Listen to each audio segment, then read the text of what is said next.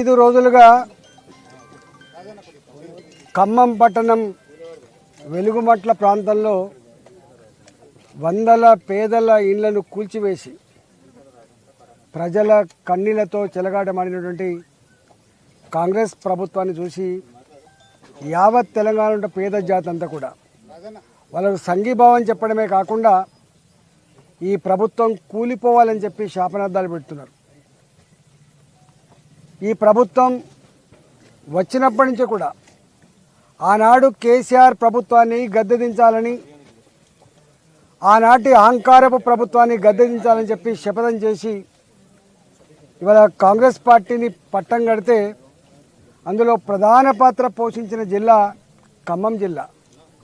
ఇక్కడ 10 సీట్లుంటే, ఖమ్మం జిల్లాలో 10 సీట్లుంటే సిపిఐ 1 సీటుతో కలుపుకొని 9 సీట్లు గెలుచుకున్నటువంటి జిల్లా.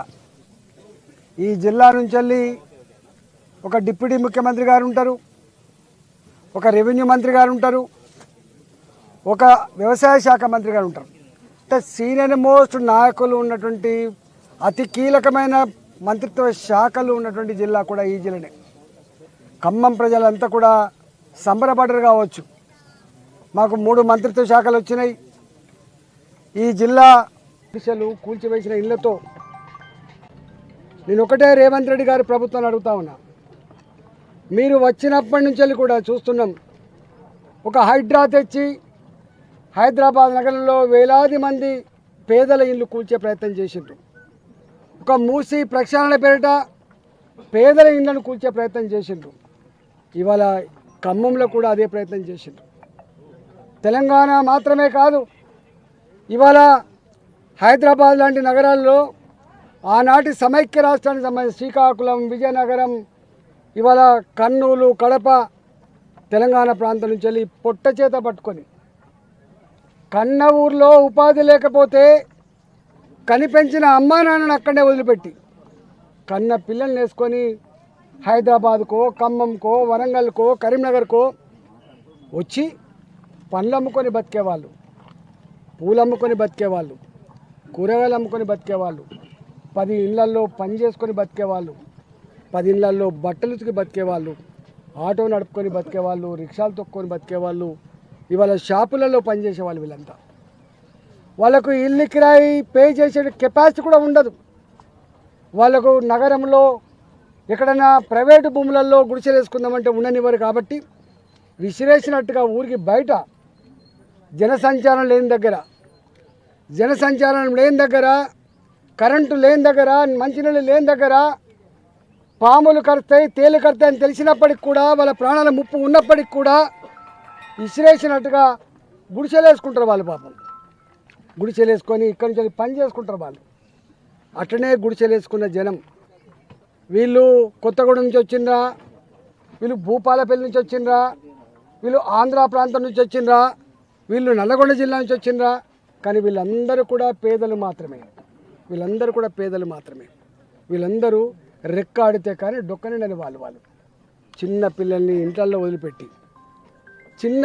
ఇళ్లల్లో వదిలిపెట్టి వాళ్ళ ప్రాణాలకు ముప్పున్నప్పటికి కూడా పని చేసుకోకపోతే, భార్యాభర్తలు పని చేసుకోకపోతే నడవదు కాబట్టి అట్లా పని చేసుకున్న వాళ్ళు.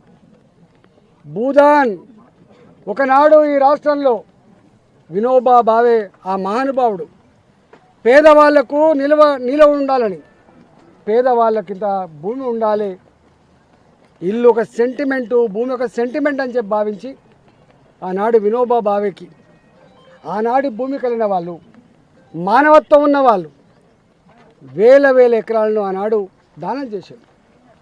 అలాంటి దానం చేసిన భూములలో వెలుగుమట్ల కూడా ఒకటి. ఇక్కడ సర్వే నంబర్ 147, 148, 149 ఈ 3 సర్వే నంబర్లలో 62 ఎకరాల 7 గుంటల భూమి, 62 ఎకరాల 7 గుంటల భూమి. ఇది 2014లో గుడిసెలేసుకున్న నాటికి, ఇక్కడ పేద ప్రజలు అడ్డా పెట్టే నాటికి దీన్ని ఎవడు దేకటోడు కాదు.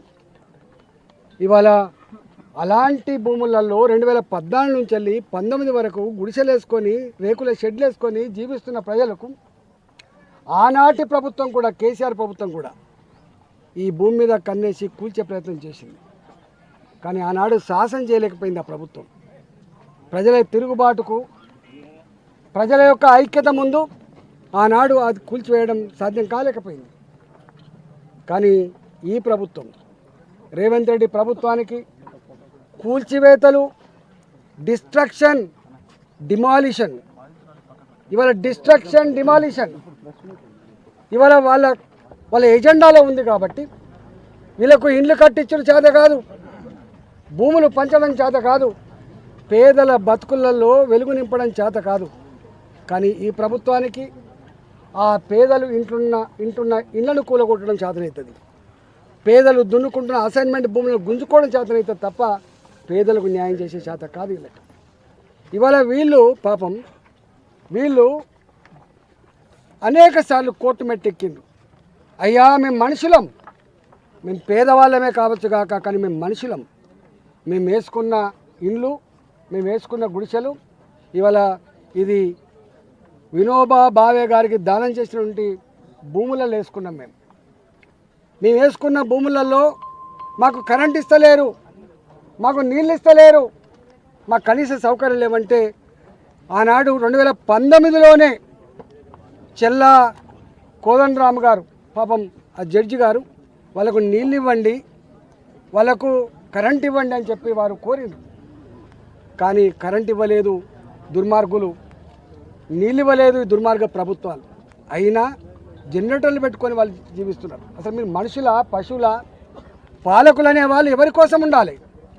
మీ ఆలోచన ఎవరి వైపు ఉండాలి?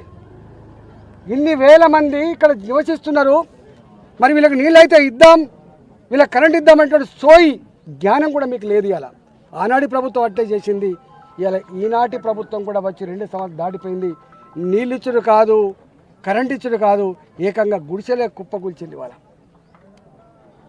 దొంగల్లాగా నేను అడుగుతా ఉన్నా,